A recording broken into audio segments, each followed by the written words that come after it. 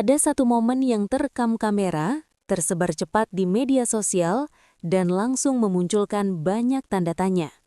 Bukan konser, bukan acara televisi, tapi sebuah jamuan makan di Istana Negara.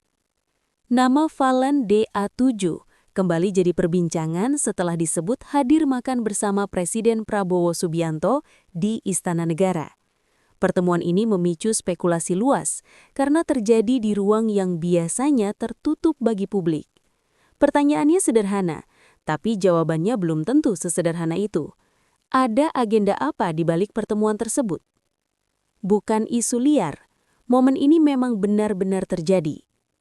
Sejumlah dokumentasi foto dan video yang beredar menunjukkan Valen DA7 berada di lingkungan Istana Negara dalam sebuah jamuan makan. Beberapa unggahan berasal dari akun yang terverifikasi, termasuk potongan visual yang memperlihatkan suasana formal, meja makan kenegaraan, serta pengawalan protokoler yang ketat. Berdasarkan penelusuran dari sumber terbuka, kehadiran Valen tidak dilakukan secara sembunyi-sembunyi. Acara tersebut berlangsung pada jam resmi dengan tata cara yang sesuai standar kepresidenan, menandakan bahwa ini bukan kunjungan pribadi tanpa izin. Dari titik ini, satu hal bisa dipastikan, pertemuan makan bersama itu memang nyata, bukan rekayasa visual atau kabar buatan. Namun fakta kehadiran belum otomatis menjelaskan tujuan di baliknya. Dan dari sinilah cerita mulai bergerak ke lapisan berikutnya.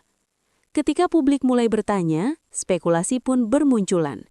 Di media sosial, muncul anggapan bahwa pertemuan ini berkaitan dengan agenda politik tertentu. Sebagian warganet menduga Valen sedang dipersiapkan sebagai figur publik pendukung program pemerintahan baru. Narasi tersebut cepat berkembang terutama karena waktu pertemuan yang dinilai berdekatan dengan konsolidasi awal pemerintahan Presiden Prabowo. Nama Valen yang tengah naik daun dianggap memiliki daya pengaruh di kalangan pemirsa muda dan penggemar dangdut. Namun hingga saat ini, dugaan tersebut masih berada di ranah asumsi publik. Tidak ada pernyataan resmi yang mengaitkan Valen dengan agenda politik praktis apapun. Spekulasi ini hidup di ruang komentar, bukan di dokumen negara.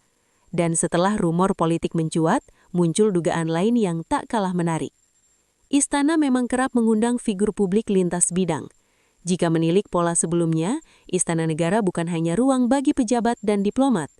Beberapa kali, seniman, atlet hingga tokoh budaya diundang dalam jamuan resmi sebagai bentuk apresiasi atau dialog kebudayaan. Dalam konteks ini, Valen dikenal bukan hanya sebagai peserta ajang pencarian bakat, tetapi juga sebagai representasi generasi baru musik dangdut. Capaian dan popularitasnya membuatnya masuk kategori figur publik berpengaruh secara kultural.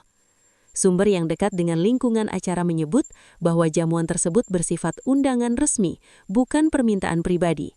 Artinya, kehadiran Valen terjadi karena pertimbangan tertentu dari pihak penyelenggara, bukan karena inisiatif sepihak. Fakta ini membuka kemungkinan bahwa pertemuan tersebut bersifat simbolik atau apresiatif. Namun di ruang publik, kemungkinan ini belum sepenuhnya meredam spekulasi. Isu penunjukan sebagai duta atau ikon nasional mulai beredar.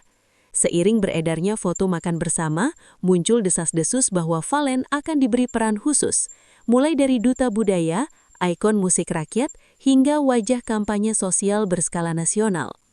Rumor ini diperkuat oleh narasi bahwa pemerintahan baru ingin lebih dekat dengan kalangan seni dan hiburan. Valen dianggap memenuhi kriteria, muda, populer, dan memiliki basis penggemar yang besar. Namun hingga kini, kabar tersebut belum mendapat konfirmasi dari istana maupun manajemen Valen. Tidak ada dokumen, pernyataan pers, atau agenda resmi yang mendukung dugaan tersebut. Dengan kata lain, ini masih berupa pembacaan publik terhadap simbol, bukan informasi yang berdiri di atas fakta. Dan seperti banyak rumor lain, ia tumbuh karena kekosongan informasi resmi. Tidak ada pernyataan politik dari Valen pasca pertemuan. Menariknya setelah momen tersebut viral, Valen tidak memberikan pernyataan bernuansa politik. Unggahan di media sosialnya tetap berfokus pada aktivitas pribadi dan karir, tanpa menyentuh isu kekuasaan atau kebijakan. Pihak manajemen juga memilih jalur aman. Dalam komunikasi singkat dengan media, mereka hanya menyampaikan bahwa Valen menghadiri undangan resmi dan merasa terhormat atas kesempatan tersebut. Tidak ada deklarasi, tidak ada klaim peran, dan tidak ada sinyal keberpihakan. Sikap ini memperkuat gambaran bahwa pertemuan tersebut tidak dimanfaatkan sebagai panggung politik terbuka. Fakta ini penting dicatat karena seringkali makna sebuah pertemuan justru terlihat dari apa yang tidak diucapkan. Namun bagi publik, diam justru memancing tafsir baru. Apakah ini bagian dari strategi komunikasi pemerintahan? Sebagian pengamat informal menduga jamuan ini bagian dari pendekatan simbolik Presiden Prabowo. Strategi untuk merangkul figur populer agar citra pemerintahan terasa lebih dekat dengan masyarakat luas. Teori ini berkembang karena pola serupa pernah terjadi di era sebelumnya, di mana tokoh hiburan dilibatkan dalam agenda non-struktural. Valen dengan citra sederhana dan akar musik rakyat dinilai cocok dengan pendekatan tersebut. Namun sekali lagi, dugaan ini belum memiliki dasar konfirmasi. Belum ada dokumen, pernyataan pers, atau agenda resmi yang mendukung dugaan tersebut. Untuk saat ini, rumor ini masih berada di wilayah interpretasi. Ia menarik untuk dibahas, tetapi belum bisa diperlakukan sebagai kenyataan. Jika seluruh potongan ini disatukan, kita melihat dua lapisan yang berjalan paralel. Di satu sisi ada fakta konkret. Valen DA7 memang makan bersama Presiden Prabowo di Istana Negara dalam undangan resmi. Di sisi lain, ada beragam spekulasi yang lahir karena minimnya informasi detail tentang agenda pertemuan tersebut. Pertemuan ini bisa dibaca sebagai bentuk apresiasi budaya, dialog simbolik, atau sekedar jamuan kenegaraan biasa. Namun publik yang terbiasa membaca tanda-tanda kekuasaan tentu melihatnya sebagai sesuatu yang lebih daripada makan bersama. Tanpa pernyataan resmi lanjutan, semua tafsir masih terbuka. Dan dalam ruang abu-abu inilah, fakta dan rumor harus tetap diperlakukan secara terpisah agar publik tidak terseret pada kesimpulan prematur.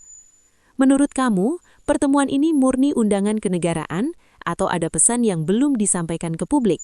Tulis pendapatmu di kolom komentar, karena sudut pandang kamu bisa membuka diskusi yang lebih luas.